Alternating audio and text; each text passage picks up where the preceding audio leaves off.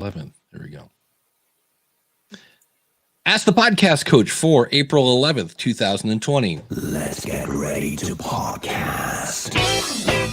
There it is. It's that fun-filled music. That means it's time for Ask the Podcast Coach, where you get your podcast questions answered live. I'm Dave Jackson from the schoolofpodcasting.com, and joining me right over there is the one and only Jim Cullison from theaverageguy.tv. Jim, how's it going, buddy? Greetings, Dave. Happy Saturday morning to you. Week 4, I think, for us, the end of week 4. We've made it for 4 weeks. Yeah.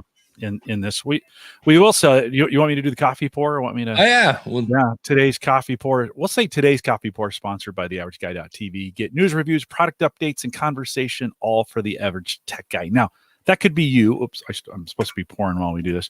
Dave actually set up a site to be able to do that. This is coordination to be able to pour and talk at the same time. So if you go out to theaverageguy.tv if you go out to School of Podcasting Nope. No. You're close. If you go out to askthepodcastcoach.com/sponsor. The pour got me. You Say it again. askthepodcastcoach.com/sponsor. Oh, my mind just went to jelly. If I was smart, I would have had a little thingy for that. But it's something we just tried last week. We just kind of threw it out there, and I took that out, threw it out there, found a plugin for WordPress that allows you to do your own auctions, and set it because it's for 4 weeks. Like, it's for the whole month. You will be sponsoring the pour, and it started going up and up, and I was like, look what we just did. So you never know what's going to happen when you try new stuff. It was kind of fun. If you do win that bid and you have a mug, send it to me as well. We'll get that figured out, and that'll show up for 4 weeks as well. Maybe you'll get the website address right. That's not very. Everybody's like, God, that guy's a jerk. Like, couldn't even get the website right. No, it's because I changed it. That's okay. I think originally it was coffee pour. Then I was like, let's just make it sponsor, and then there's Ask the podcastcoach.com/sponsor. There we go. There it is. Okay. That's the other fun thing. It's like, you get 4 weeks of that. As I pour, we'll mention your site and any copy that you want me to read. We'll do that as well. So I appreciate you guys supporting Dave on that. It's kind of fun. It was, to be honest, a little bit of a test. As you know, you when you went to Massachusetts, you went out to the studios for the Cigar Authority. Ed Sullivan, You hung out with him. They do a lot of this in their show. They do a lot of these sponsored spots that are just kind of part of the show, And I thought, could we do more of that? And I say we, I mean here, and we kind of been goofing around with it, and on theaverageguy.tv, on Home Gadget Geeks. And so I think during these times, economic times for podcasters, it's a good opportunity to try some stuff out. Obviously, this worked. We'll have 1 month when we're done here. We'll start in May. So this will start, the promotion cycle will start in May. You'll get 4 weeks here on Ask the Podcast Coach. But I think for podcasters, it's a good opportunity to review. Do you have those spots in your podcast where you could do that kind of sponsored spot? Joe Salsihigh does Stacking Benjamins. It's a show about financial stuff. And he jokingly said, he goes, I'm like a NASCAR driver. He goes, he has a helpline brought to you by such and such. He has a bunch of things brought to you by so-and-so, because it's segments of his show. So I could have because of my podcast, brought to you by, so-and-so, blah, blah, blah. Kim asked, if she sends me a mug, will I use it? And during the sponsored month, no. But if we don't have a sponsor, yes. So if you want to send me a mug to have on the show, I mean, I like Starbucks, but I'll drink out of your mug too. Send me an email, jim@theaverageguy.tv, and we can arrange for that to happen. So, but during the sponsored month, no. We're going to make sure the sponsor gets all the credit for that. Carrie says, it's Saturday. Hooray. I actually remembered that it's Saturday. Missed the last 2 weeks, literally only because I didn't know what day it was. Yesterday was Good Friday. Tomorrow's Easter. And I was like, wait, what? I lost all track of time. I've been having fun. I'm trying to get let's just be honest, really old people to join on Zoom on their phones, because they don't have computers. So I actually, if you go to my YouTube channel, I made a thing like I actually made a YouTube video showing people how to dial their phone so they could hear the Zoom woman go, now enter your meeting ID. And then you enter your meeting ID, and then don't forget to press pound. And then unfortunately it asks you for a personal identification number, which must be something if you wanted to track who was joining, maybe. I don't know. It's a feature I've never used. So I was like, just ignore that. So that's the key there. New Tech is making the NDI HX camera and NDI X free until June. Really? Free cameras? Oh, that's the app, iOS app. Oh, okay. There we go. A lot of stuff free. I got a thing yesterday from Teachable, and Pat Flynn has a course that's free, and a bunch of other people that it's free, and everybody's trying to either learn or earn. One of the two. It's good time to sow seeds, right? I think everybody's kind of seeing that now. Good opportunity to kind of get your name out there, get people using your stuff, and then as we recover from the situation we're in, it gets better. Kim's worried about me getting too many mugs. Let's just say not a problem, Kim. So let's just be real honest there. Yeah. And I know Podcast Movement, I'll put a link here in the chat, had put out a thing in their email, which of course is on their website, about the top, I think it's top 10 or top 11, I don't know if it's hacks or just basically different hustles. Side hustles is what they call them. Yeah.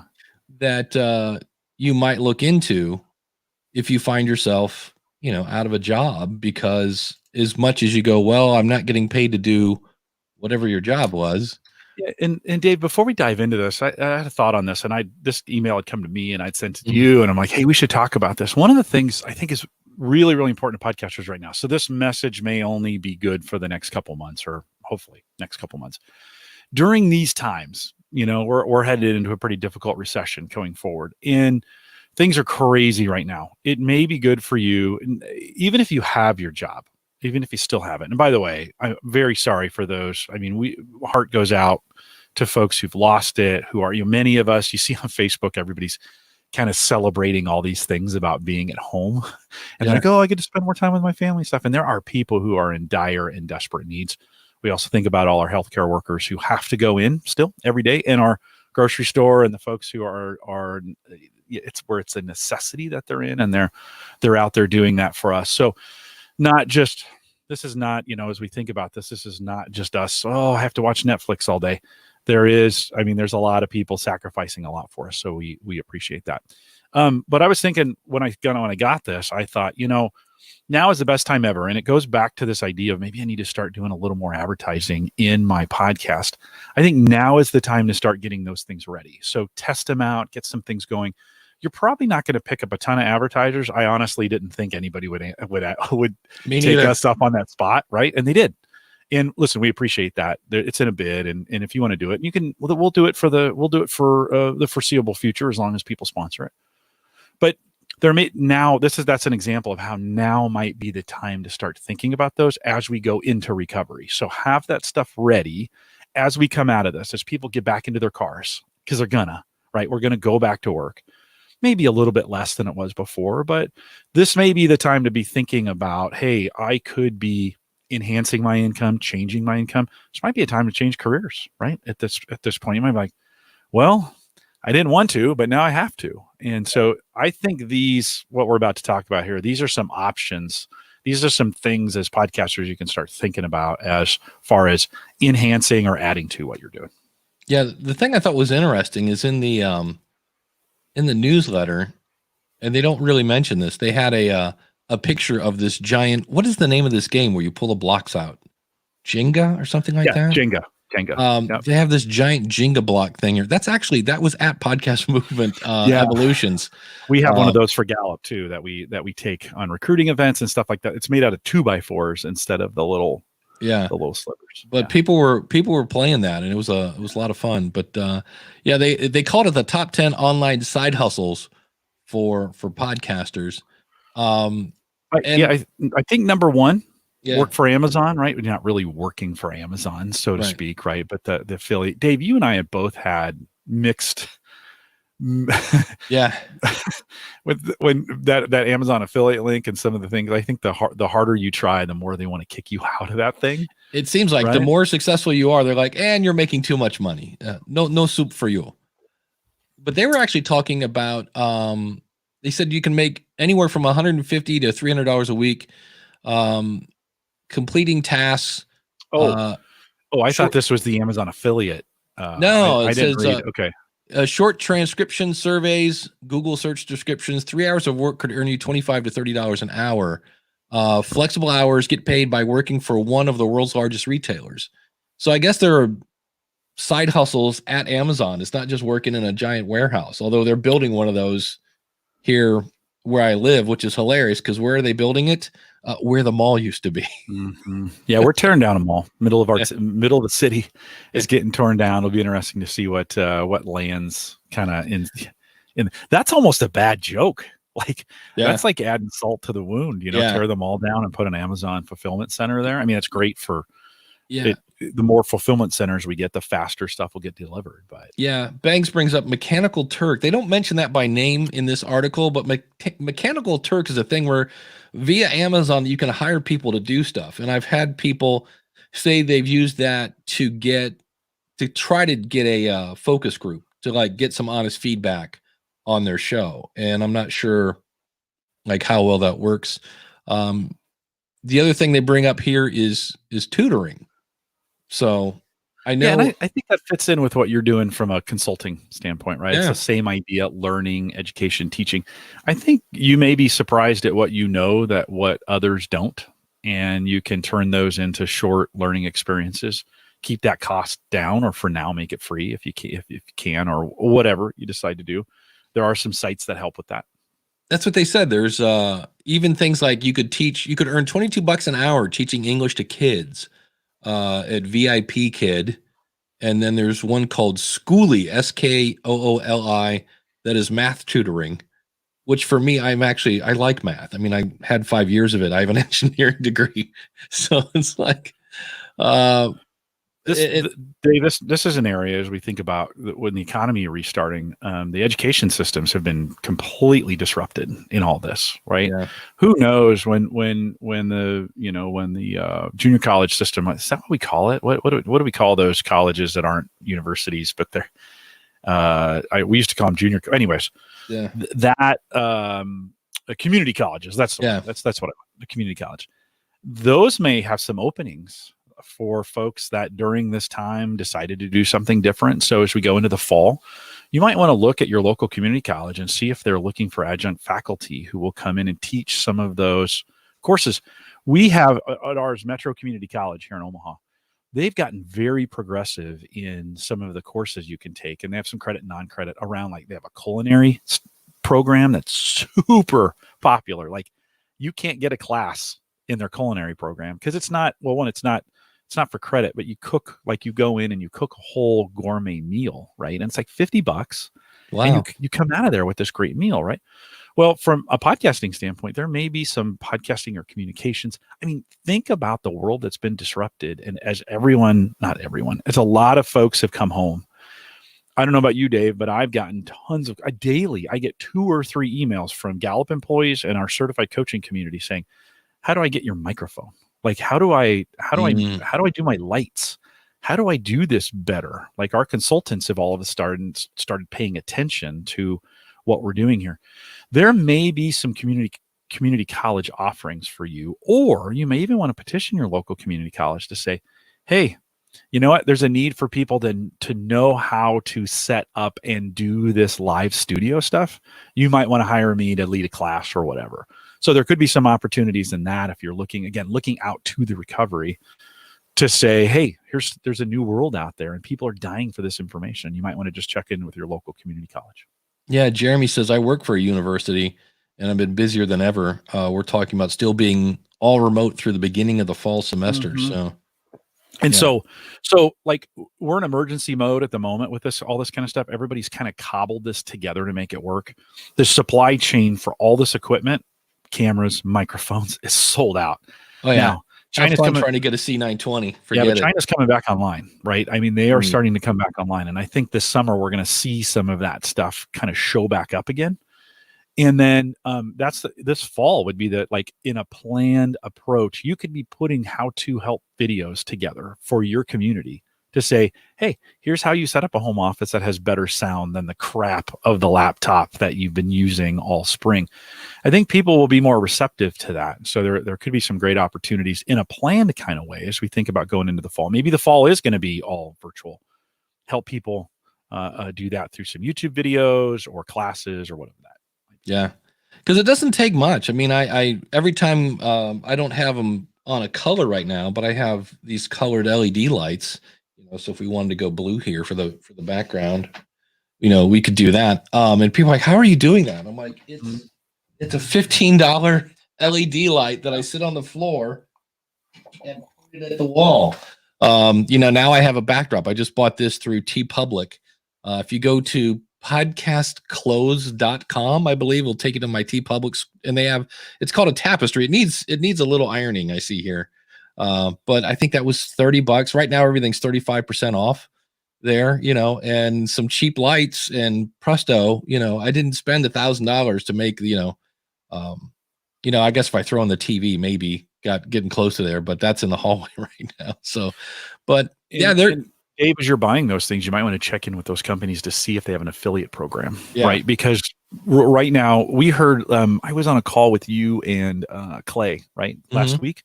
Yeah. And Clay had said on the radio side, like advertisers dropped like that because it's expensive to advertise on radio. But, hey, to do $50 for 4 weeks or whatever that ends up being on your own podcast. Well, as we're coming into recovery, as we're coming out of this, there may be some folks who are willing to do that kind of guerrilla marketing where they don't have hundreds of dollars, but maybe they have 100 to help advertise. They talk about freelancing. You can do everything from writing to graphic design, marketing, web programming. But the one thing I knew of this, but they mentioned testing websites up to $60 an hour. Have you ever visited a website and thought about how great your experience was or was not? And there's a few of these where what users do, try my UI, and enroll app, lower pay but easy to use. But these are like $6 a test for the what users do. Try my UI is $10 for each test you take. That can add up if you're sitting there for 8 hours a day. There was another one for a while, and they were really picky on who they would let be the tester or whatever. And I was never approved because there was a time in between jobs that I was like, well, that would be something just to bring in anything. Because that's one of those where, I forget who said the line, but you want to have multiple hoses filling the pool. And if you can get a few bucks here and a few bucks there, that whole 9 yards, you might look into being a virtual assistant. Because again, you've got, you probably have Microsoft Office skills. You've got online skills. You know how to work Zoom. You know how to do all this other stuff. It's just a matter of who else can do that. And then they mentioned selling your voice. Go put yourself on Fiverr. Or, that's kind of the starting in the shallow end of the pool. But said podcasters can have lovely sounding voices and make $30 to $60 an hour speaking into your microphone. And it said, if not more experience in time, of course. But there are a couple of different websites that you can put I know I have something on voices.com and I've never got a peep from it.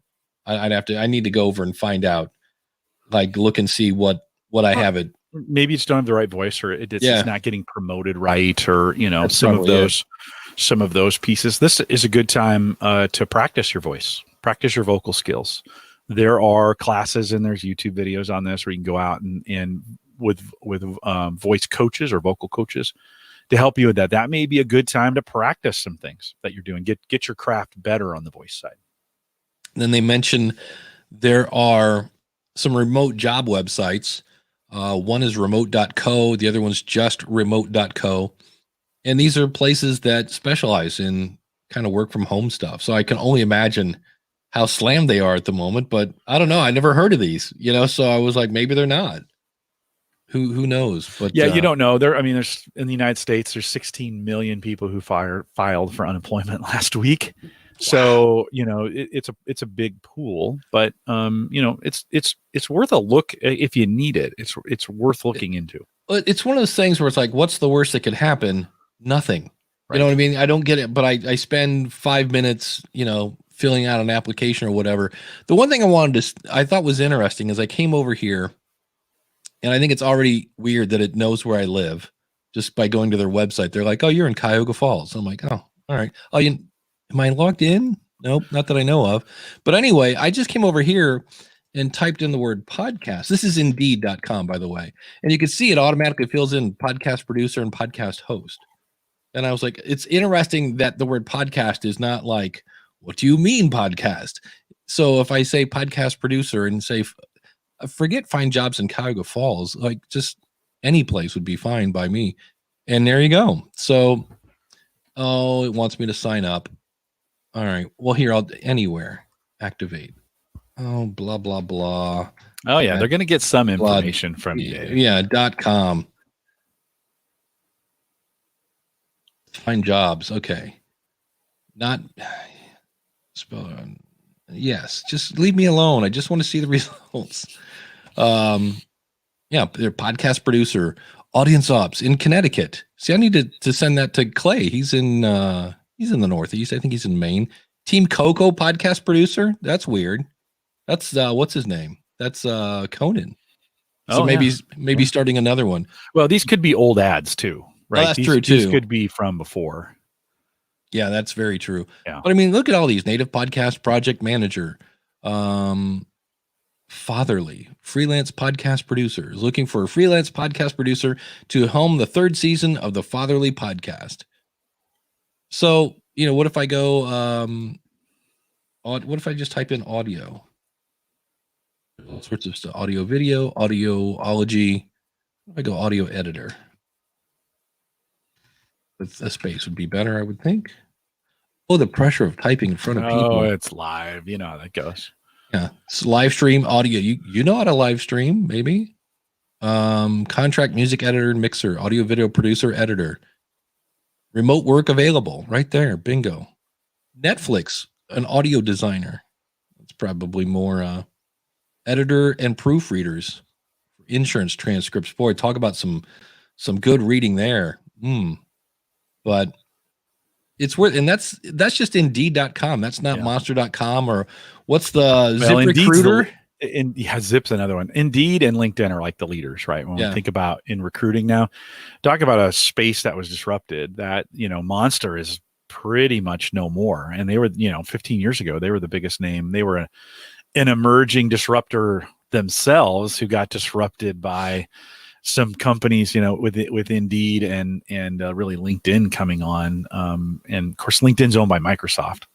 So you have a new and an old doing that. So that's another space when we think about, again, in recovery, helping people find jobs, being a recruiter or recruiting. For the first thing that's going to come back online are companies who help other companies hire people. Yeah. So that could be, it's not necessarily podcast related, but you could do maybe there's something around that from a podcasting space of helping people. At Gallup, I'll throw a little pimp in there. We have spent a bunch of time over the last 6 months on a bunch of resources around that job search and using your strengths and building those things out. We have a lot of resources around that for people who are interested in doing that. Like, we didn't know the economy was going to go to crap, in this. It was when opportunity meets preparation. And those things are available. We're ready when people are starting to look again. We've got all that stuff out there. It may be, if you're in that space, it may be time to start getting your stuff out there, because as we get into this and as jobs open back up again, people are going to need help. Yeah, absolutely. Liquidity said, yeah, she mentions that, like you said, LinkedIn and Indeed are great. Yeah. And you can also filter them, as we saw there on the website. You can filter those by show me things that are local. But speaking of awesome people and who aren't local, well, that's the world's worst transition. I want to thank my awesome supporters here. If we are talking about awesome people, of course, we now have the scrolling thing at the bottom of the screen. We still have the Teacher's Pet open. If you want some reduced price one-on-one consulting, check that out. Again, this is all at askthepodcastcoach.com/awesome.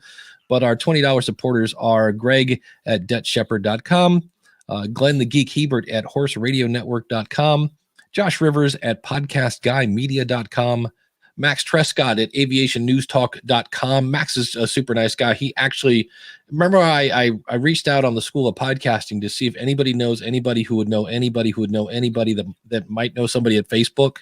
And Max is that guy. He's like, I think I know somebody who knows somebody who could maybe do something about me being in Facebook jail.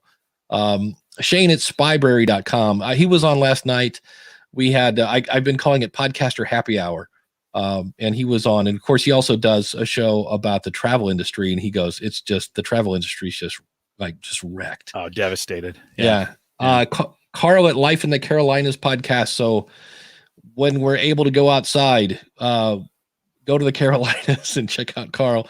And if you want to get your speech on, check out Kim at Toastmasters101.net.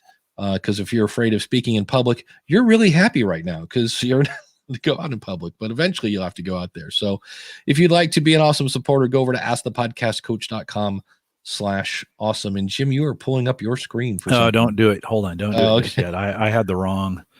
Not that it was bad or anything. I was going to say, I don't want to show your porn. I just had the wrong. You got to be careful these days with that. There we go. You can throw that one up. This week, we had a vendor on, Unraid is the name of the company that we had on. They create, like they're a NAS company. So like a Synology or a QNAP or Drobo, any of those, they create and own kind of the software behind this storage box. And that's way more technical than we get on this show. But what I wanted to talk about was they probably did the best job I have ever seen of being guests and promoting the show. Right. And I didn't ask them to. Like, this wasn't one of those kinds of things. John Panazzo, the guest that we had on, it's just one of my favorite guys in the whole world. He's a great guest, and I just love having him on. My audience likes it. But Spencer, their marketing guy this week or last week, just did an incredible job. So they have a site, and so they built a page for me that promotes the show. Hey, April 9th, we're going to have this on. Here's the last show you see up here. Here's the last show that we were on. So when he was on a year ago, they promoted that. Here's the link to the live YouTube page. If you want to catch the highlights from the show, go here. Here's a YouTube video of the last time he was on. And then the link to the Eventbrite page. And, one of the things I've been doing that I hadn't been doing in the past is creating an Eventbrite, using Eventbrite to create the, hey, come join us live. And because they promoted on their site to their people, we had a whole bunch of their folks sign up through Eventbrite, which allowed me then to thank them personally for coming out. So when they were done, because they registered on Eventbrite, I had their email address, and I'm not going to spam them, but I sent a little note back. Hey, I know you're new. Thanks for coming out. I appreciate it. And it worked out. It was one of those, it was one of those combos that worked out really, really nice, where the vendor had their stuff together and I had this landing page for them on Eventbrite to come to and sign up. And they tweeted it and did a bunch of promotion. And that's not why you do this. It's not what I don't expect this from my guests, just to be honest. It's not their job to promote my podcast. That's not why I have them on, right? I have them on because of the quality of the conversation, and I have them on for the content that they're going to bring. But they did. And man, Dave, it made a huge difference. Typically, I'd be 12, 15 people live on a Thursday night, right? When we do this, I think at one point we were like 35. So that's a 3 times increase. Wow. And at the end of the show, I had some folks, I had a bunch of people like the video. I had a bunch of people subscribe to the YouTube channel. And we had some folks join us in our Discord group. And I think, there's a few that'll probably stay around. And it was just a great experience. So I say all that to say that's what can happen when you have a great experience, when you have a great partner in this that gets it, does it well. So Spencer, thank you. He probably won't listen to this, but thanks for that. And it's pretty incredible just what they can do with just a site and a little bit of promotion. Well, how much of that was like, did you give him anything or did they just, wow. No. See, that is amazing. I gave him the link. He's like, hey, here's, what was the link last time John was on? So I sent him the link. And then I said, oh, I made an Eventbrite invite for it so that folks can sign up. By the way, I'm finding that's actually working out pretty well. So if you do a live show and people can sign up for it, the beauty of it is if they register, Eventbrite will send them a 2-day, a 2-hour, and a 2-minute email that says, hey, don't forget you signed up for this, right? We are crushing it on the Gallup side with that functionality. I mean, it's working really, really well. I have no idea. Yeah. Might have to do that. It's now it takes some time and it takes some effort and it takes some consistency. Right. You have to do it. You have to keep. I've tried to start that Eventbrite engine about 4 times. I get 3 out there and then I stop. Get 2 out there and I stop. It's been hard. I have 2 out there right now. If you go to theaverageguy.tv, there's a tab that says calendar. And if you click on it, it'll take you to my Eventbrite page and you'll see the next 2. My job this weekend is to get the next 2 or 3 loaded out there. So that piece has worked well. No, Spencer did this all on his own. And he didn't even say, hey, I'm going to promote you. He just did it. See, that's the best. Oh, it was incredible. I mean, it was really, really great. Yeah. And I'm using, so Aliquity says, Jim, is that the free version? And yes, I am only using the free version. The difference is if you have a paid event, they'll take a part of it. Right. So that's the difference. I do everything free. And do you get their email address? I do. See, I do. Now you have to be careful with that. Yeah. Super careful with that because when they're signing up for Eventbrite, they're signing up and really giving me authorization, if that's the right word, to market to them for that one event. That's it. Right. You don't that's all. So I don't capture those and then say, hey, come sign up for my newsletter. Right. Or just add people I get that all the time where I don't know, they're scraping RSS feeds or what, but all of a sudden I'm getting the monthly update from somebody I've never ever even spoken to. And I'm like, how did I get on your list? And then I'm always worried to unsubscribe because that then triggers them that I did actually read their email. And I'm like, is that going to get me more spam by actually trying to get you off the list? Or should I just mark you as spam and let Google take care of it? Yeah. I try to really respect that. If they've given me the email for that event, now I can send them, hey, thanks for joining us. If you want to do this in the future, follow us on Eventbrite. You can come out to my site. I feel that is appropriate, but I don't add them to join my newsletter, which I don't have one, so I don't put it in there. But I think you could do that. I just don't think you should all of a sudden just immediately add them to your spam marketing lists. Yeah, that's not going to make you any friends. No, people get super mad. If you want to go the extra step, and again, this is free. Have you ever heard of Loom? Mm-mm. Loom is let me share my screen, and it's spelled exactly the way it sounds. It's Loom. Just loom.com. Yep. And what it is you add an extension to Chrome. I think you have to use Chrome. So if I say here, I'm at loom.com, you can see this is I haven't used this in a while because I was considerably thinner when I recorded it 3 years ago. Yes, that would be about 30 pounds ago. But if I click on new video, now this is going to freak out because I'm already using my camera. So it says you can't, but if I say start recording, you can see it does that. And I'm like, hey, Jim, thanks for I have to share my screen. So I'll share this screen. Okay. So it's now giving me a countdown. Oh, I don't know how it's using the camera, but I'm down there in the corner. Hey, Jim, this is the back end of Loom and blah, blah, blah. And, thanks so much again for being part of the webinar. I really, really appreciate it. So I hit stop and it does its little Loom magic. So I could say here, thanks, Jim, for attending. And I can copy this link and I will give that to you in the private chat room. And what's interesting is I believe it lets me know when you watch that. Now, when people actually see that, I'm still sharing my screen. Yeah, this is what they're going to see. Now, you can pay for this, and it's not that expensive. Oh, because it's actually free right now. So from their basic plan, it's free until July 1st. Yeah, but it's not going to give me the same look here. Jim, why don't you click on that link and we'll let you share your screen because it's showing me my Loom back in. It's in sorry, what do you want me to do? Oh, it's in the private chat room. And you want me to share my screen? All right, hold on. Let me copy and paste this. That's one thing I wish would. Thank you. I wish in StreamYard the private chat links would work. Yeah, you have to copy and paste. They're not. All right. So when Jim gets this is what he sees, and except you're getting the same thing and blah blah blah, and thanks so much again for being. There you go. So he's.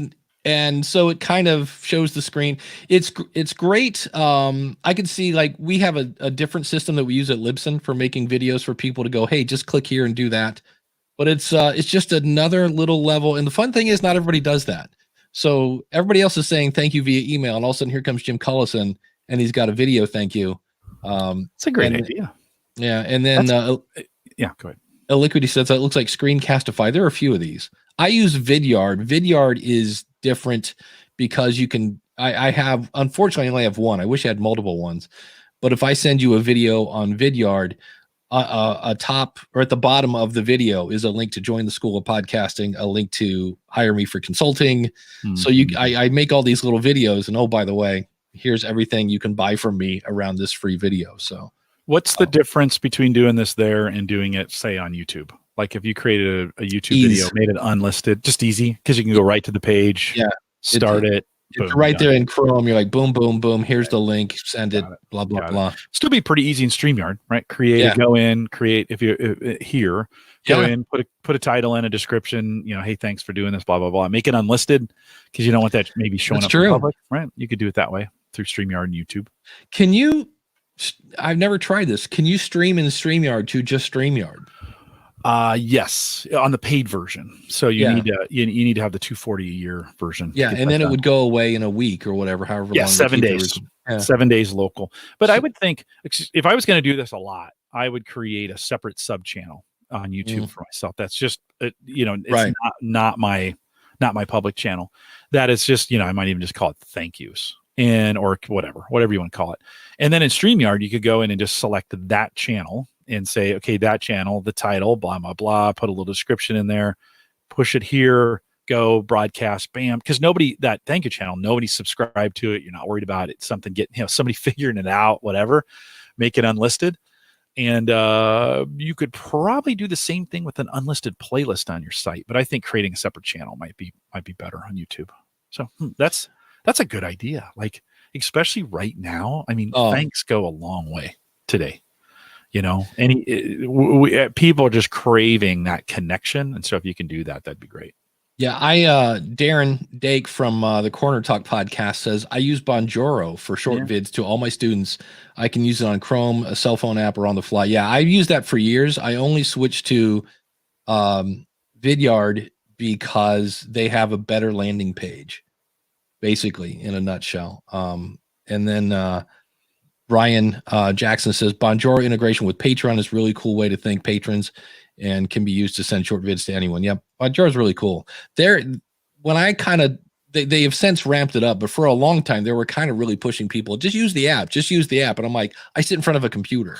Yeah. The thing that Bonjour does really cool is if you want to make a campaign. So what I did was I did this thing. Somebody was doing an online event, and I gave away my class on how to do Audacity. But I got the email of everybody who signed up for that. I took those emails and names and threw them into Bonjour and could then say, hey, and it was just one after the next. I'd be like, click, record. Hey, Carrie, thanks so much for signing up for that. Just so you know, there are other classes at the School of Podcasting.com. Let me know if you have any other questions. Thanks so much. Boom. And just like, okay, the next one is Darren. Okay. Hey, Darren, thanks so much for signing up for that. There's nothing more fun than saying the same thing 30 times in a row. But it was super easy then to take a list of people and send little Bonjouros to them. You could spread that out too throughout the day. I mean, I'm finding in this time when I need to get things done, I'm not good at sitting down for long periods of time and getting things. We've talked about this when I do my show. Like, I still haven't released Thursday's show for this week because I'm stuck on the show notes part, and I was gonna write them this morning, and then I got distracted with things like email and YouTube. Yeah, which I didn't have to get distracted with, but I did. In this, when you're doing thank you notes like this, don't sit down and do 30, do 3, and then take a break. Half an hour later, come back and do 3 more, and it's a great way. I think that kind of, for those of us who have no focus and have no discipline, those kinds of things, I think that's our way to success of getting things done is little bursts over long periods of time. Over the last 3 weeks, I've been working out. I've been doing the prison workout system, right? Where you do push-ups and pull-ups. Yeah. That's what I have available here walking around the block. I've actually lost some weight and gained some muscle mass by doing 3 pull-ups at a time. Like it's not like I set out a goal of like, hey, I'm going to do 30 pull-ups today. No, I'm going to do 3 and then I'm going to wait 15, 20 minutes. I'm going to do 3 more, and then I might wait an hour or 2 between meetings. So for podcasters doing this kind of stuff, if you find yourself not doing it because you don't like doing it, but you need to, put it into smaller chunks and do it over, the course of a day. For me, it's a lot easier. Yeah. I had actually sent one to Carrie. I sent her a little Vidyard thingy. She said I was so impressed because it makes you stand out a bit. So yeah, no, I think it's cool. I'd love to get a video from, hey, just thinking about you, appreciate it. It's good to see you. Thanks for what you did. Well, the other thing it adds is tone of voice. If you're like, if somebody asks me a question, it's a super simple question like, Dave, what equipment should I buy for my whatever, and I'm like, okay, this is like a 4-paragraph answer. I'll just hit video record. I'm like, it kind of depends. And then I'll go into the whole thing. I did see some people in the Facebook groups when I was looking for like different questions and things like that. And it is different because usually I say, figure out where your audience is and go there. Mm-hmm. And then make friends with them. And it's kind of like, you can't really go anywhere unless Go Now is online and Twitter and things of that nature. But I did after seeing the same question about 500 times, I came up with this cute little analogy, which is, a baker makes a loaf of bread, but forgets to add salt. Does it really matter what plate it is that he serves it on? No, the recipients aren't going to like it. So please, quit obsessing over microphones and media hosts and artwork and bit rates and sample rates and stats and get back in the kitchen and make some bread people want to eat. It's not the tech, because I just saw that over and over and over. And I was like, why is nobody figuring out, because there are people, Marcus Couch does the Chicago Bulls podcast. You got a bunch of Chicago Bulls on the show. Why? Because they got nothing to do. Yeah. There's an article coming out in the podcast business journal on Monday. And I basically point that out. I'm like, okay, this sucks. We can't go out, but what does this enable you to do? And I said, as much as sports guys got just hit right in the jewels, on the other hand, all the sports guys have nothing to do. See if you can get them on the show, and they're probably dying to do anything. If you love baseball, you'd love to talk about it almost as much probably as playing the game. So yeah. No, I think there's some great opportunities for individuals. I did an interview last week, I think it was, where I was getting interviewed, and the audio didn't turn out great. And it's the very first time, Dave, I've had to go back to a podcaster and say, yeah, I can't let you use that. Like that's not that. And I was kind of worried about that. You never want to tell anybody like, this wasn't good enough. So I was kind of worried about it. And immediately he came back and said, yeah, I kind of thought so too. And I said, hey, I'd be willing to re-record. That's no problem. I can, we can do that. Yeah. Again.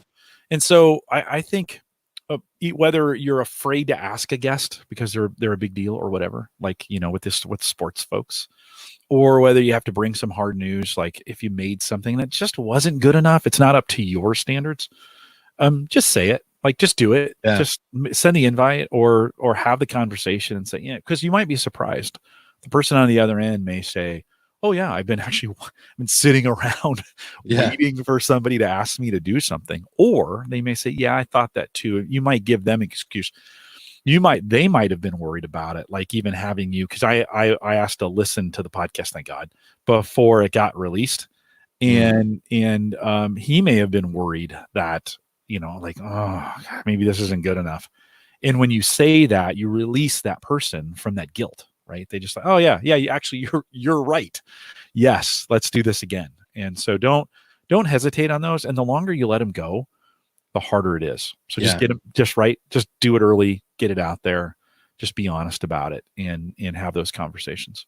I tell you what, honesty is, it's just, there's nothing wrong. I had an awkward conversation with James Cridlin because there were a couple of things in an editor's group, and we're kind of like, and he said, wait, hold on. He's like, and I said, can we get on Skype? I said, because obviously there's a miscommunication going here. Yeah. And he got on, and I mean, I've known James. I'm like, look, dude, if there's anybody I don't want pissed at. It's like the #1 podcast writer. I'm like, dude, what's, and he said, well, I thought you said this. And I said, well, I did say that. I said, that wasn't really nice of me to say. I said, but on the other hand, you said this. And I said, I just kind of figured you're going to say this. I'm going to say that. Todd's going to say, own your feed. Lipson's, I'm like, it's just, that's the way. And he's like, no. So we had a really nice, but it was awkward for about 4 seconds of like a 10-minute phone call. The rest was fine. And I was like, okay, I said, you know what? You're right. That wasn't very nice of me to say. I'm sorry. And it was just, it's this thing called a dialogue that people used to have where you just kind of go, oh yeah. And he was kind of like, you know what? Okay. Yeah, that was, and we're all good now. So it's incredibly freeing too, when you get there. Like, it's hard to that moment. Yeah. And then you're, when you can say, you're right. Just to be honest, you're right. I was wrong. I am sorry.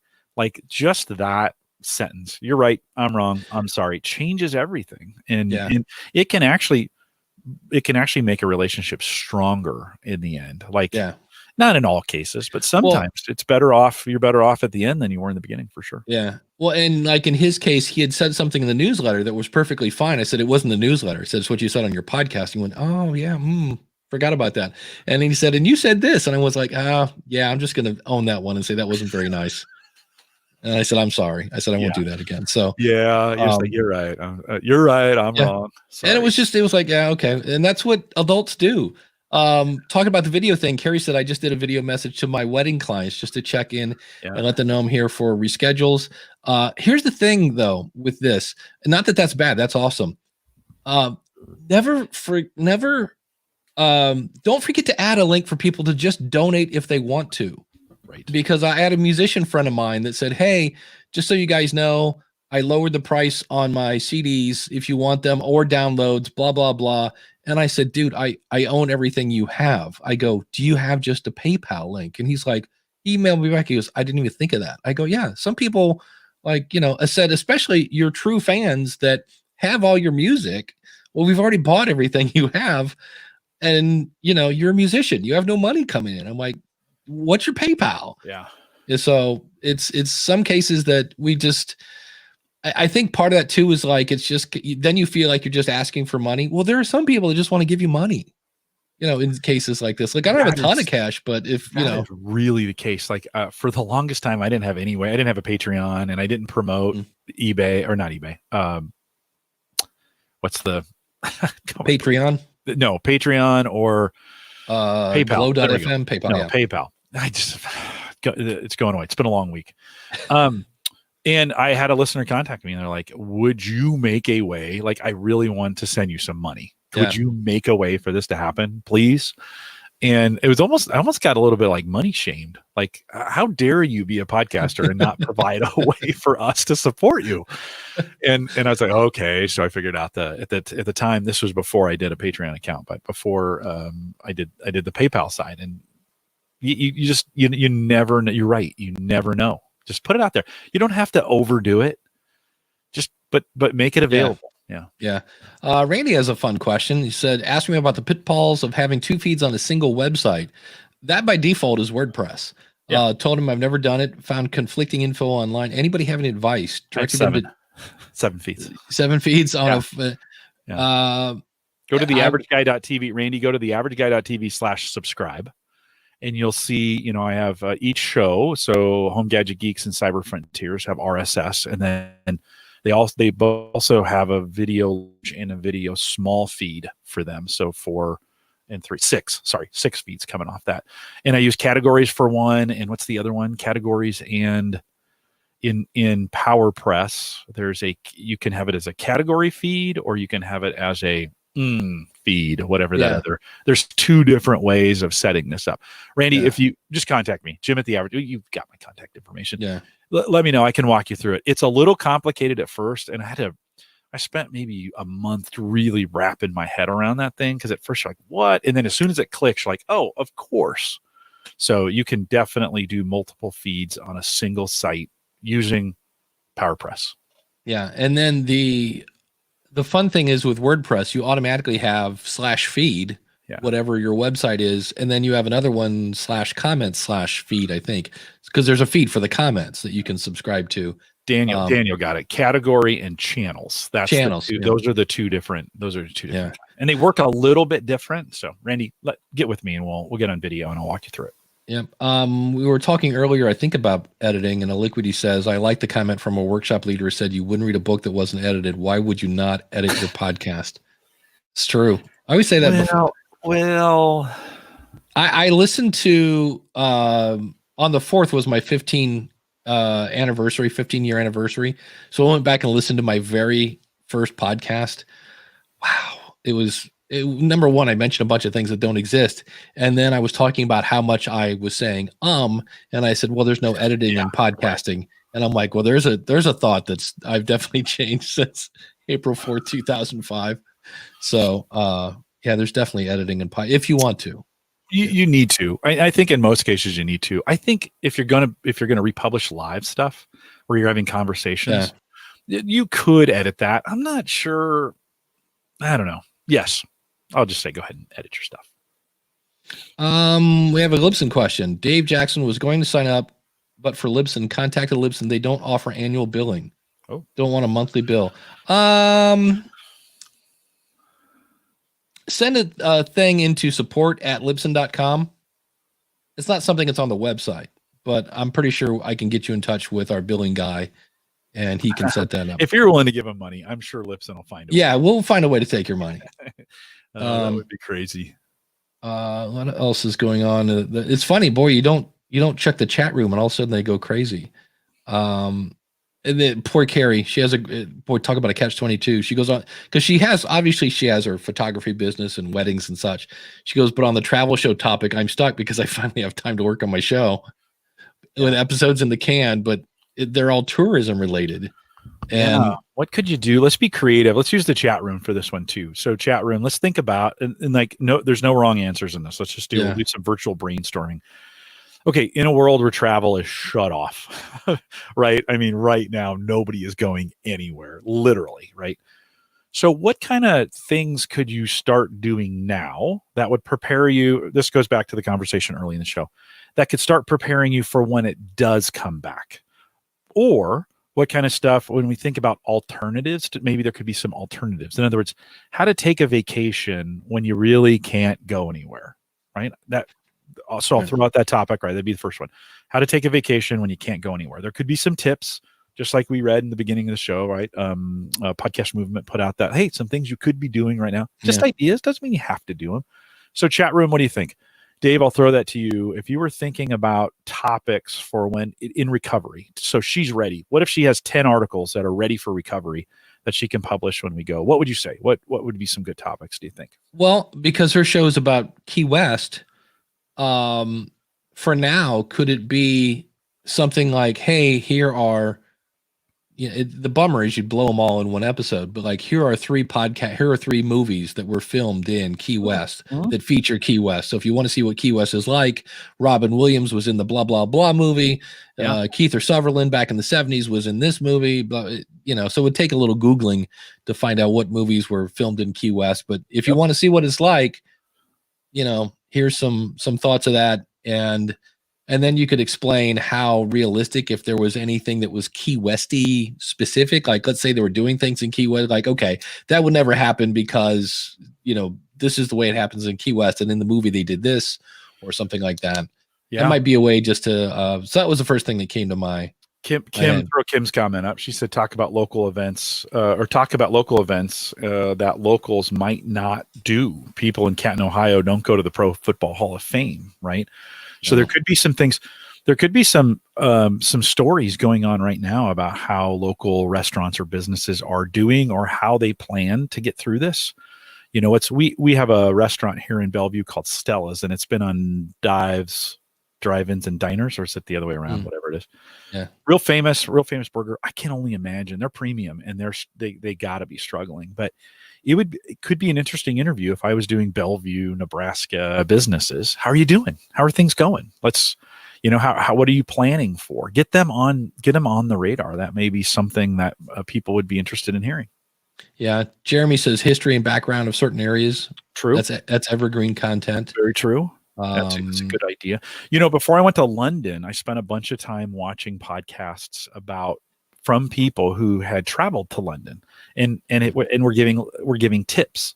So, with you being local to it, there may be some opportunities to do some things or film some things or do some stuff. Of course, practice social distancing or physical distancing at this point. But, there may be some opportunities to get outside and film some things that then make some helpful videos. Like, hey, when you do come back, here's the top 5 places you probably don't know about that you should visit when you're here. Yeah, a bunch of people have thrown that out. I just saw one, kind of like, when this does go over, here are some places you want to check out. I cannot find. It's weird. It seemed like everybody was saying that. Now I can't find any of them, but that's a great example too. Yeah. Darren says if there's anybody famous in the area, Yes, you might highlight them. That's a good idea. Because those are things you can do over Skype or Squadcast or whatever you're using these days. Whatever floats your boat. Yeah, no, those are some great ideas, I think, going into this. Yeah, she says, I just had a meeting with some city officials talking about the economy and recovery ideas. So, yeah. So that's actually a really great idea in the sense that, like, for right now, getting a pulse for what the city is going to do to recover on this. Mm-hmm. And I bet as we pull out of this, there's going to be a bunch of incentives and prices are going to be awesome. I mean, the opportunities to travel coming out of this recovery may be incredible, just as people are desperate to get cash flow going again. And on the other side, people don't have a ton of money. They may have been unemployed or they may be out of work. And so where something meets opportunity, you get this perfect match. And so there may be some highlights, some of those, but that's a great example. Yeah. Somebody here from the Canadian Maker Project. Thoughts with everyone staying at home. Are you seeing a drop or rise in listenership? Yes. Both. Yeah. If you're a religious podcast, it's going through the roof. If you're a sports podcaster, it's going down. Jeff, from lead to read or read to lead. Oh, I can see him. He's got glasses. Anyway, it'll come to me. Jeff had a great comment on how many downloads should I have? He goes, that's like asking somebody, how fast do you run a mile? Mm-hmm. And he goes, because somebody could say, well, I run a mile in about 5.5 minutes. And you're like, wow, that's pretty good. And somebody else goes, it takes me 18. Well, okay. How long is the person that's been running 5.5 minute miles or, whatever? Like, it's all different circumstances and stuff. And it really, that's the ultimate, it depends. And so the downloads and stuff, for me, I just looked at my downloads from the previous month and was like, they're about the same. They went down a little bit. Then I looked at them from last year and they were up a little bit from last year. So they're down from last month, but up over last year. And I was like, and that's when I went, you know what? I feel myself going down a rabbit hole. Yeah. And looking at my stats is not going to make them grow. So Dave, for me, live has been through the roof. Like we've tripled live. Yeah. We've registrations and people actually showing up for live, both at Gallup and Home Gadget Geeks. What's our number right now here? 31 on 31 on YouTube, and we've got 3 on Facebook. So about the same. This Saturday morning hasn't changed that much for us, and so there's a perfect example of kind of based on the podcast and what you're doing and your audience. You may see an increase if you're doing it live. We're seeing that. I saw a slight dip in my actual download numbers. As a lot of my listeners are commuters. And they just have not. They're beginning. They're figuring out how to listen. I know they're listening because they're sending me notes. I know they're listening because I'm getting feedback from them either via Twitter or email or whatever. So I know they're still listening. But yeah, the numbers have been off just a little bit. Should I worry about this? No. This is not the time to worry about your numbers. This is the time to take that time and lean into your listeners. Like, get out there, call them, talk. Because in some cases they might have more time. In some cases they might have less time because they got 4 little ones that are driving them crazy. And I've got a guy I had on the show Thursday. He's a healthcare worker, and he said he just came off of a 7-day, 12 hours a day shift. Oh, yikes! Yes, yeah. Like, oh my God. So you might. In his case, he's gonna need to do things a little bit differently to make it work. And had him on the show and had a great opportunity to appreciate him and the work he did and some of those kinds of things. And you just everybody's in a different boat. So I this would be the last thing you want to look at right now is your downloads. Just lean into this, make more content. Yeah. The thing I say in the article that's coming out Monday in Podcast Business Journal, I'm like, people are talking about all these weird things about, the Podcaster Academy and Spotify and versus Apple, which one's more popular. I go, none of that is any interest to your audience. And I go, so quit focusing on that crap and go back and focus on your audience. But speaking of focusing on stuff, Jim, what are you focusing on the next episode of the Average Guy.tv? Well, I kind of pimped it. It's not out yet, but Unraid came on the show, and we just had a great interview and a good time. And so if you're interested in that kind of nerdy stuff, head out to the AverageGuy.tv a little bit later today or tomorrow. It'll be available. And I can't decide if it's going to be both or one or the other. But Kim from Toastmasters101.net sent me, and maybe I'll put a link to it in the chat room here. Danny Elfman. Do you know who Danny Elfman is? No, I haven't heard that. Danny Elfman was in Oingo Boingo back in the 80s, which feel free to go who. One hit wonder, right? Well, he's scored like almost every Tim Burton film. Oh. Like he's like hundreds of movies. He's been, Marvel movies and all those other stuff. He's doing a master class, and his pimping for the master class is, as much as it's about music, it applies to podcasting. And I was like, you just listen to it and you're like, amen, brother, that's it. So I think I'm going to probably play some clips on that and riff on that. And then I still have an interview with the guys from Wealth Without Wall Street that I've had in the can, and I keep telling people, yeah, we're going to listen to that. And then I'll find something else. And I'm like, okay, because that interview is good anytime. So it's either going to be both those things or just me talking about Danny Elfman at the School of Podcasting this week. But thanks to the chat room. We're here every Saturday, 10:30 Eastern Standard Time at askthepodcastcoach.com/live. If you're watching us live, we're not done. Stick around for some post-show.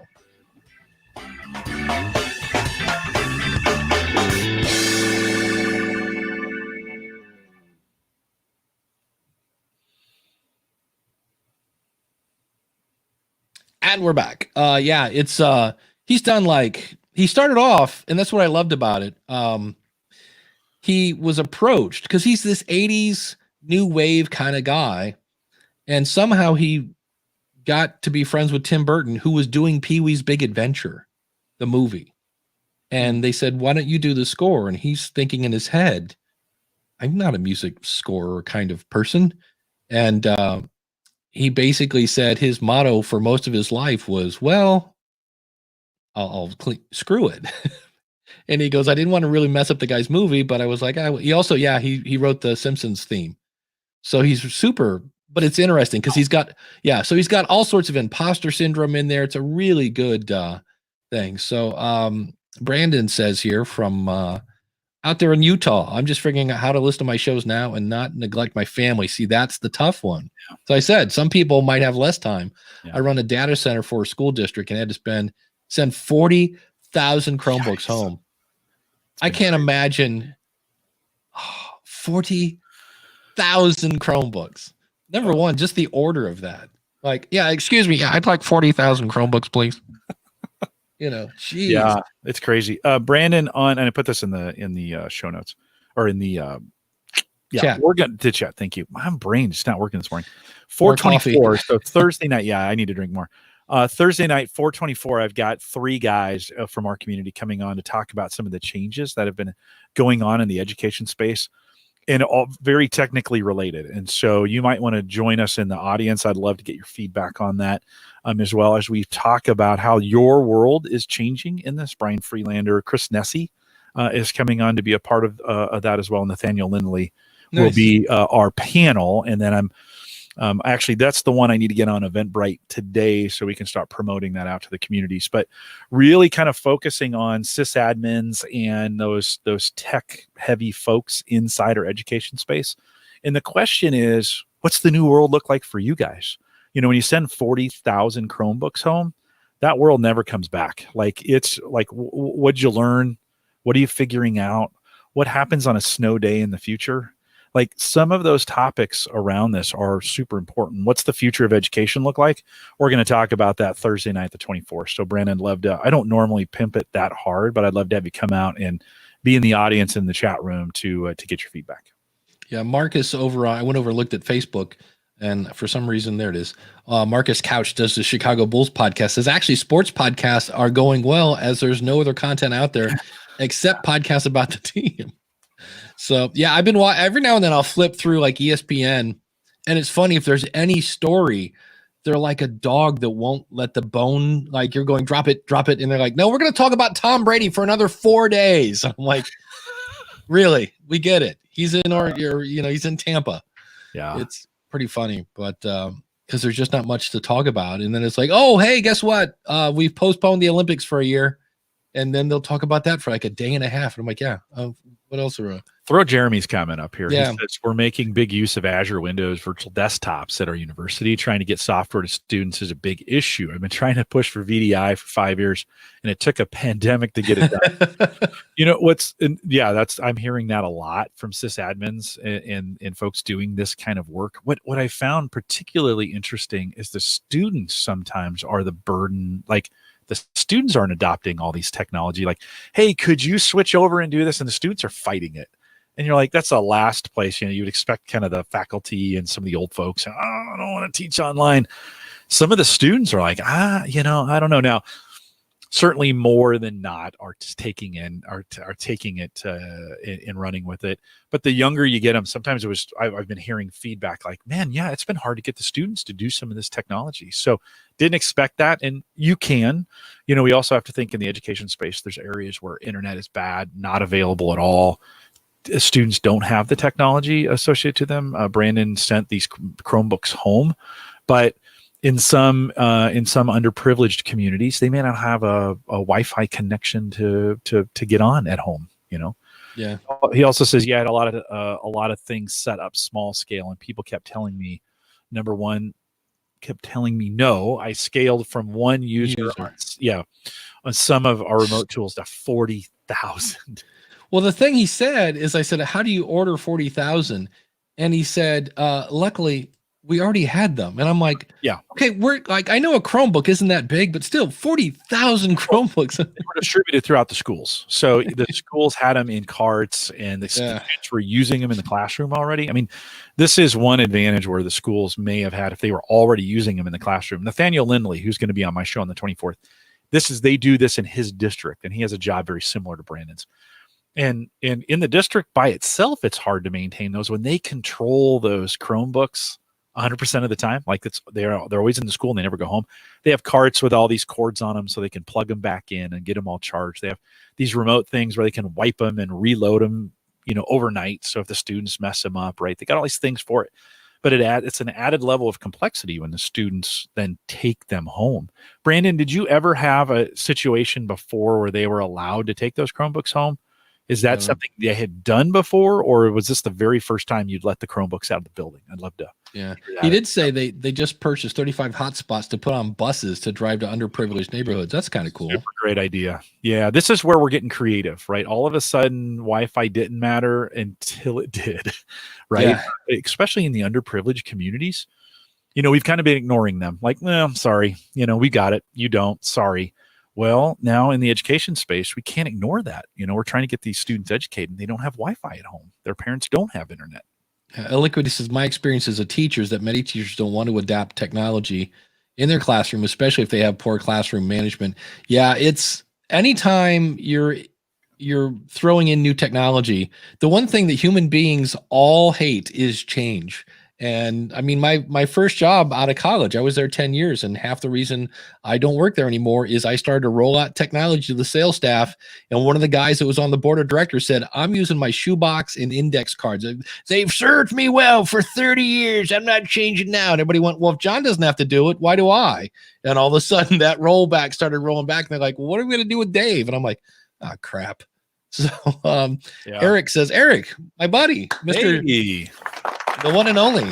Good to see you, Eric. Yeah, podcasttalentcoach.com, and also new episode of podcast review show will be out this week as well. It says that 34% of smart speaker owners are using their smart speaker more now than they are at home. Mm-hmm. That makes sense. And so, yeah, always let your audience know that, although here, grab the woman in the tube.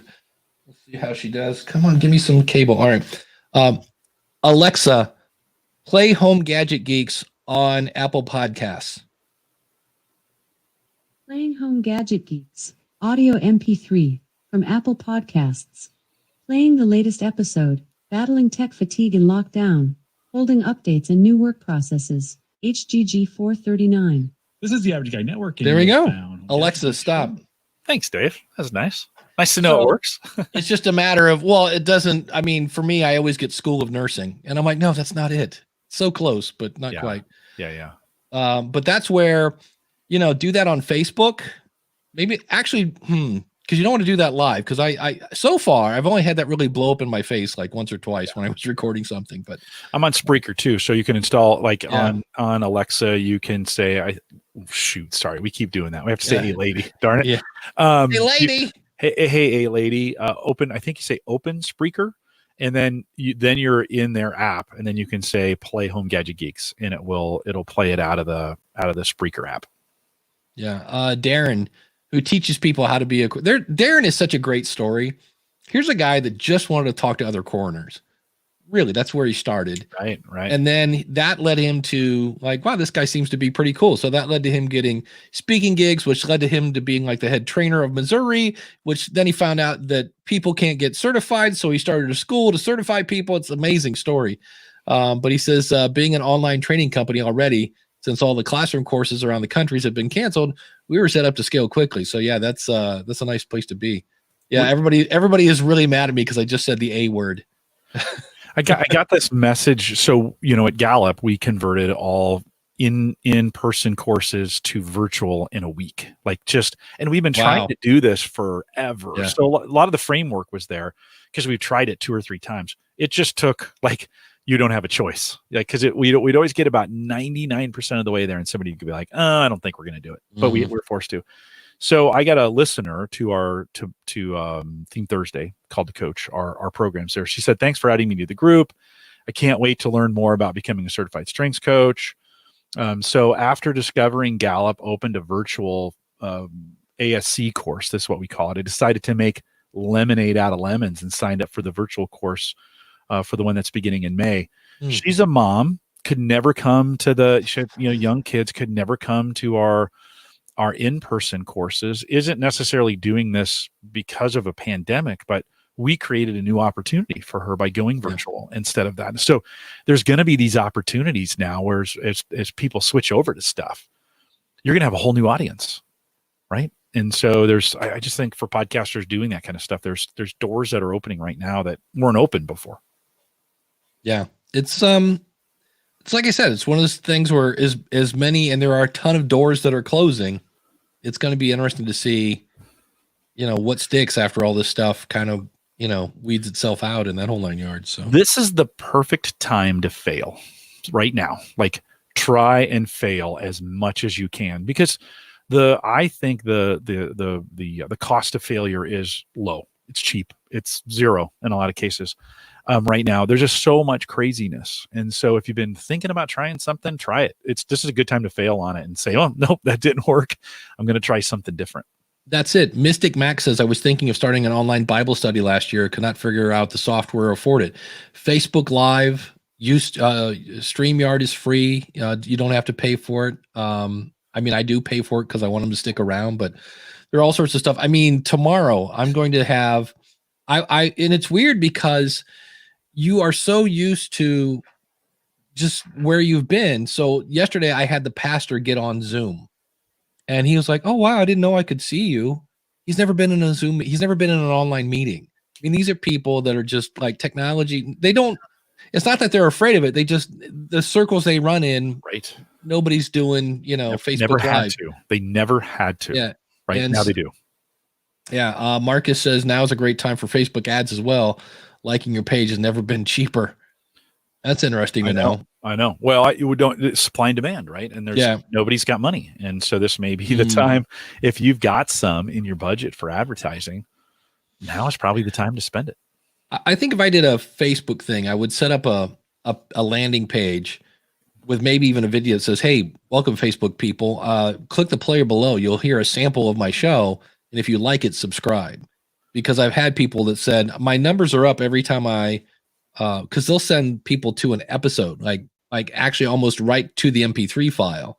And I'm like, that's not really, going to have long life. I said that you'll get downloads as long as you keep spending money. And I go, that's not a great plan in my case. So The a great opportunity, YouTube ads may be an opportunity too, right? I mean, the YouTube ads right now are so terrible. Like, it's awful on YouTube. By the way, if you're watching YouTube, the YouTube creators have taken a huge hit because there's no advertising out there. So if you do get an advertisement, you can stomach it, let it go for a little ways so they get some credit for that. But YouTube ads are really bad, and maybe an opportunity to get them cheap. It might be worth. I haven't looked into it, but it might be worth it. Yeah. Carrie says, it's not totally the same. She goes, but I was forced to create a course of sorts for clients who would normally come to the studio to select their images, but now they have to do it online. So yeah, and that's what I did yesterday. I made a video on how to connect to a Zoom meeting on a smartphone, and it's not as easy as I thought, but it's weird when you have to make 5 choices and they're all okay. Like literally, Zoom wants to use your camera. Okay. Zoom wants to use your microphone. Okay. It's the first time though. If it's first time, they're like, there's too many steps. And I'm like, just click okay. You just need to do it once and then everything's set up. We have a Teams, we use Teams for our internal stuff. And I've been doing these virtual happy hours, and I did one last night on Teams with a guy, and we were on for an hour, and I plugged my phone into a battery so it wouldn't run out. Using the camera and the screen full time takes a little juice. Dave, I can't tell you, we still got to continue to figure out ways to connect with people.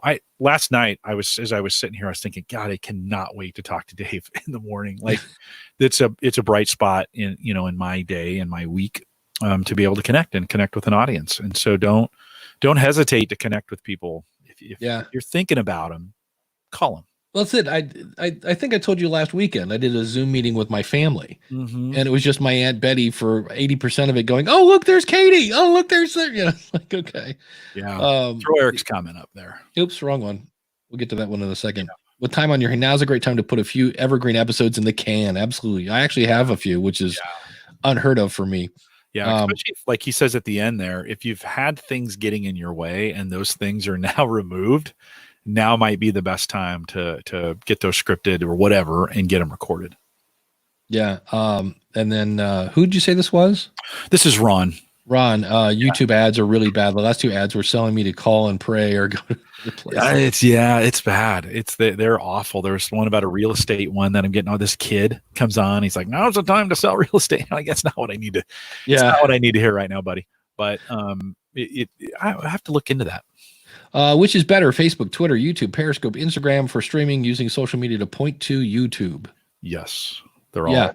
Yeah. Wherever your audience is, try. I use StreamYard, and then you can actually tie StreamYard into restream.io.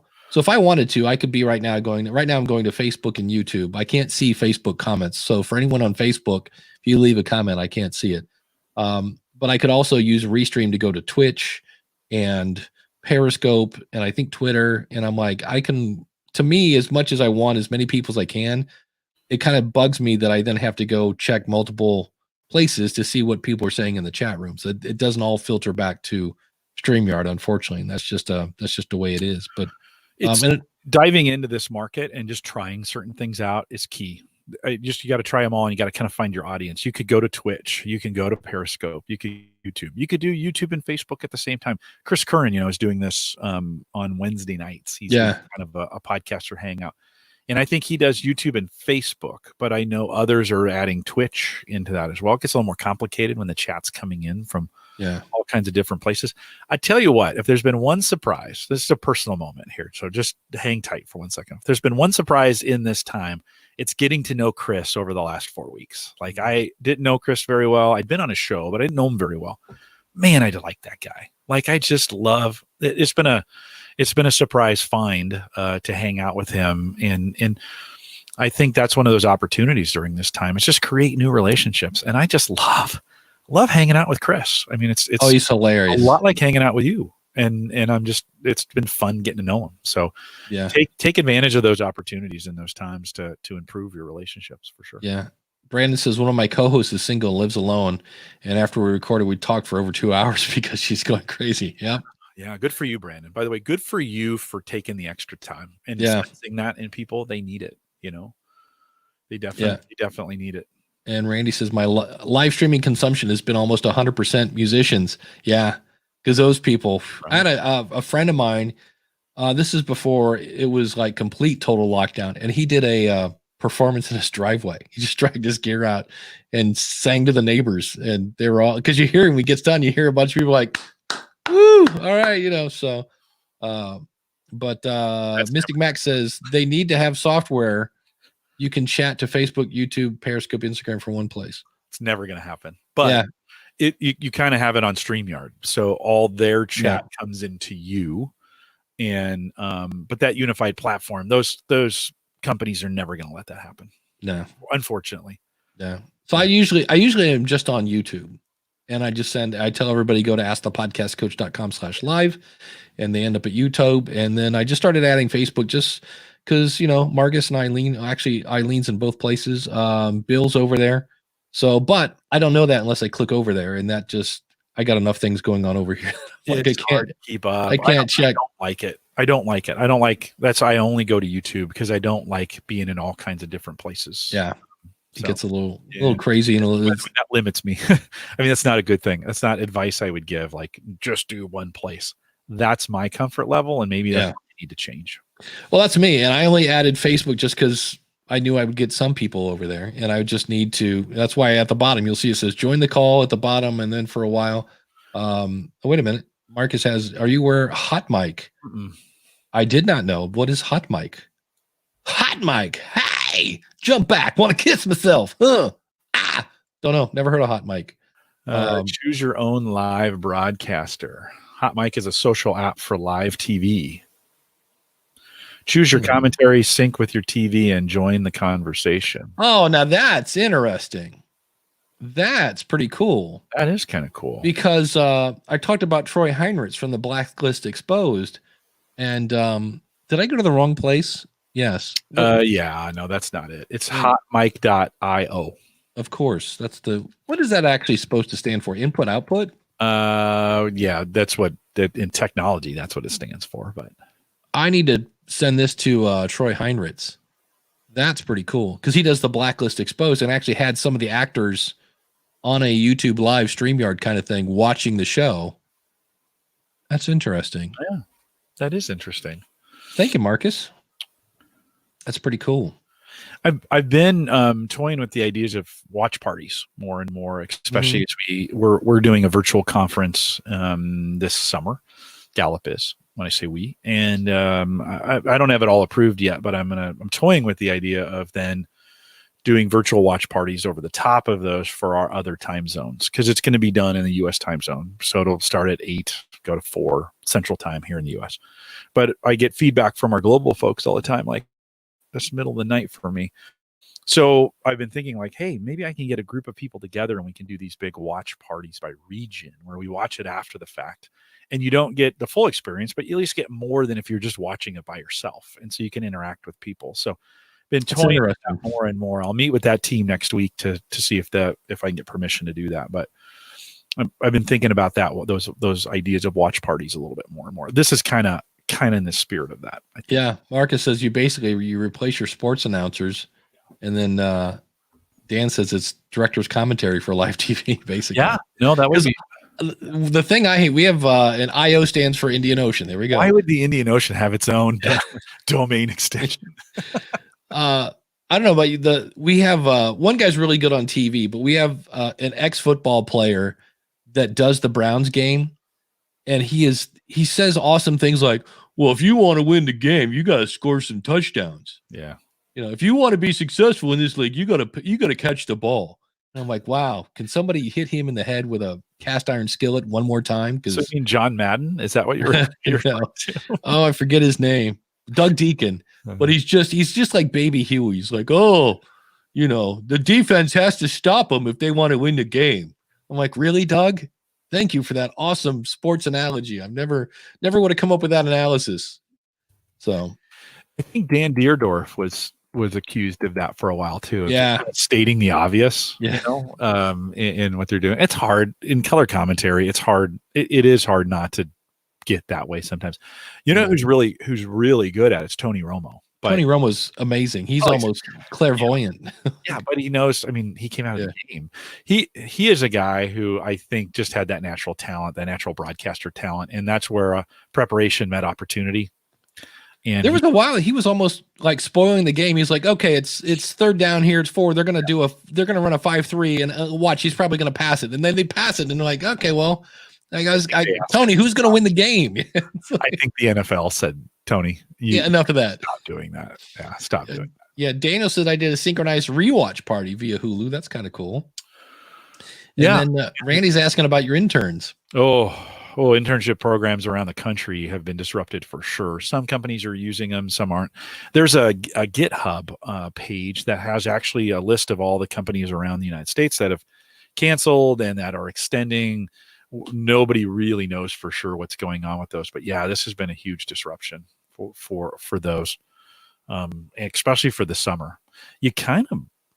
As I started looking at those lists, it was kind of amazing how many summer internships are available out there and how many students are going to be affected by this, because many are canceling.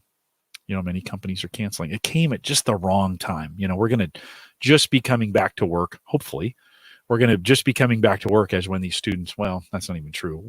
We'd still be home in a lot of cases when these students are supposed to start. So a lot of companies are struggling with it. So that's bad news. The good news is to kind of think through like, okay, how could we think differently about internships in the future? Does it necessarily have to be on campus? Today we say that's the best possible experience, with people on campus locally living here type thing. But what if that's not possible? How do we do that a little bit different? I think there's some opportunities to rethink that.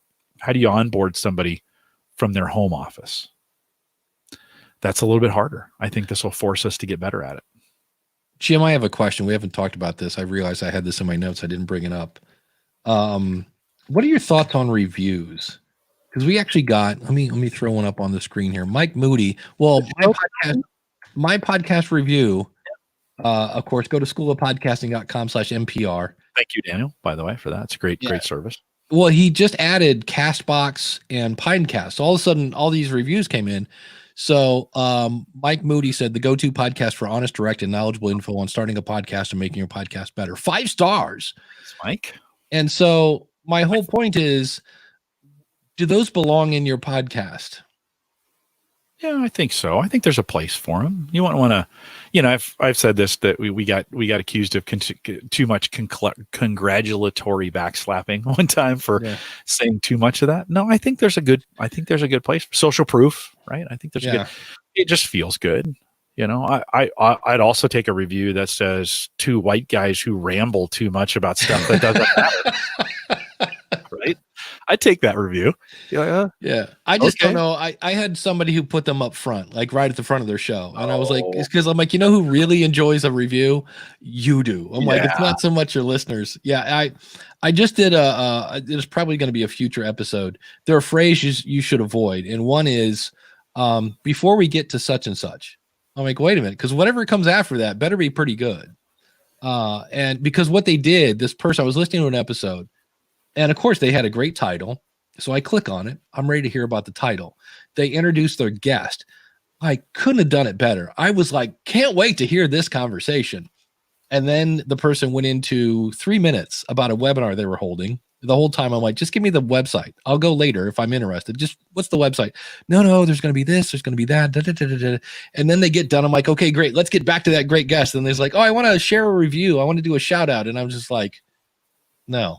It's like, I'm like, no, get to the meat and potatoes. So yeah, I'm with you. I think because I understand why people want to do them because it's social proof. I just don't know that I would lead off the, might be like thanking Patreon. There might be an appropriate spot in your show for, hey, we got this review. It says this. Thank you to it's obvious a listener, and it could be used like when people support you. Don't overdo it. You talked about intros. Who's the king of intros? Like he needs to create some material on this. Is Jim Harold. Like when he does the podcast, Podlords. When he does Podlords, his introductions of people are like, you feel like you're literally a king or queen after he's introduced you. So if you ever want to see or hear how it's done, man, Jim is a master at introducing his guests. He just does a really good job of it. So it's kind of he kind of gives a clinic in it each and every week. Jim also has a really good, whether it's fake or not, I don't think it's fake. Just he sounds really interested and excited. Yeah. No, he is. Brandon says, I scream at my phone every time NPR show says reviews help people find the show. No, they don't. It might help if it comes up in the search and you have 30 reviews and somebody else has 6, they might click, but that's not the reason why you came up in the search. Yeah, and it might help if somebody's like, hey, I wonder what other people say. Like you do this on Amazon. I'm sure people do it when they're looking for podcasts. So it might help. Yeah. Daniel says, I was going to say is another unusual, unnecessary phrase. Yeah. Marcus, the perfect time for housekeeping stuff is after the first break with a guest, like halfway through the interview. It's not a bad idea. Here's a question. Here's a question I want to ask. Eric says, is not necessary. Jim, can I ask you a question? I just asked you a question. Yeah, but that's kind of an interviewing technique that kind of foreshadows what is to come. And so you don't, I mean, it on a stage, like if you were doing a presentation on a stage and you were kind of being scripted or dramatic about it, you might use that phrase because it makes people feel comfortable. Like I'm going to ask you a question. I don't have to ask for that. Right. But it is a little bit more like a regular conversation that way. I think it makes it a little more conversational. I wonder sometimes if people are saying that in the same way that people say, that's a good question. They're trying to figure out what the answer is. If they're saying, let me ask you a question, is because they're trying to figure out what the question, like they're trying to get it in their head. Maybe. I don't know. I think it's a dramatic phrase that's used to kind of just bridge the gap between the conversation. It's a transition. So we were talking about this. And then when you say, hey, I want to ask you this question, it allows for a bridge in between because it's probably not going to be on the same topic. It kind of is a verbal indicator that we may be switching it. So it may not completely be unnecessary. It is in some ways, but it is a vocal or it is a dramatic change to say, hey, I may want to change subjects without saying, hey, can we change subjects? These subjects, yeah. It's another way of bridging. I love Randy says they're the best tease meme I've seen so far. After this message, we'll be speaking with our coronavirus expert, Karen from Facebook. That's where I want my experts coming from. Brandon says, I've been doing a lot of interviews lately. I never know how to take a break so I can splice in an ad. It's hard. If you just, maybe after they get done answering a question, and they say blah, blah, blah. And you're like, and then you can say, well, when we come back from the break, I'm going to ask Jim about his whatever, blah, blah, blah. It's definitely a skill. And I think once you figure out what I would recommend is actually writing it out and practicing it and getting just the right phrase and then use that same phrase every single time for every single guest. Yeah. For when I'm on Call to Coach or Theme Thursday, we say at the very end, I want to remind everyone to take full advantages of all the resources we have available at the Gallup, and that's the key. That's the clue that we're bringing it in for a landing. My listeners know probably going to say the same thing at the end there. They can kind of fast forward and shut it off if they want to, but it also gives the guest an indication that we're done. And so I would recommend writing out your transitions, doing them the same every time. Yeah. Marcus has a point here. He says, just tease a valuable piece of information that you're going to reveal after the break. Joe Salsihigh from Stacking Benjamins actually asks like a trivia question. And so if they're talking to a hockey player, they're like, who scored the most goals that's left-handed, blah, blah, blah. We'll give you the answer right after the break. And then they go into a commercial. So you're like, wait a minute, is it Gretzky? Was Gretzky left-handed? Well, you're trying to think of, which is kind of weird because then you're not really listening to the advertisement. You're trying to figure out the trivia question. Brandon says, my stuff is pop culture centered stuff. I don't know how valuable it is. That's funny. Obviously, the people who are listening to it find it entertaining. Yeah.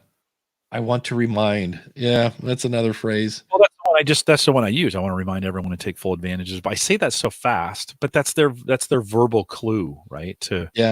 Eric probably has a great episode on teasing. He's the king of teases because he talks about how you can't reveal. Like I think he had an example about, I found this. You're not going to believe what I found in the attic this weekend. Well, okay, that's a tease. But if he's like, you won't believe this piece of artwork I found this weekend. Okay, that's a little less of a tease. Man, I found an old, Picasso in the attic this weekend. I'm going to tell you about it when we come back from the. Wait a minute, you just shot your wad. I'm like, no, I don't want to hear this. So, Yeah. it Eric makes your for a living, so he there you knows go. it doesn't work for sure. Yeah. So, but anyway, wow, look at the time. We're already over. So, Jeez, it goes fast. What a does great go- chat. yeah, it was Like, fun. I We just still got appreciate 35 people watching, and we learned about hotmic.io. How cool is that? that may come in handy. And loom.u or loom.com if you want to send videos to people. This hot mic might come in handy as we do these watch parties. I really don't want to do them on Facebook. That's not I think this is more for TV. yeah. It's one of those where it's like, where can we watch it someplace else? Yeah. Like, could we use this while we watch the Infinite Dial next time? Yeah, but is it or could you use it for other streaming things? Yeah. I don't know. It's interesting. Yeah, I'll have to find out. I kind of need a platform where I can just gather everybody in the same spot, and then it has a chat room associated with it. So Yeah. I got to figure out how I want to do that. So, well, Dave, have a good pandemic weekend. Yeah. My big plans. No, here are my big plans. You know what? I figured out last night. You know what I'm going to do? It's crazy. I'm going to clean the fridge. Whoa, what? Because I noticed when I pulled out the water jug, like the shelf that it sits on has some, I don't know what broke in there or something, but I was like, I need to pull out all the food and wipe down the shelves in the fridge. It's a good idea. Because it sounds weird. It will actually make you feel better. Like, I totally cleaned like both my bathrooms, like from head to toe, plus the whole house smelled of bleach, which was great. So yeah. I was wondering if anybody caught that. Oh yes. Thank you. Anyway. I'll just let that sit. Thanks, Randy. Yeah. All right, guys. All right. We'll see you later. Good weekend, Dave. We'll see you next week. All right, Take bye. care. Bye-bye.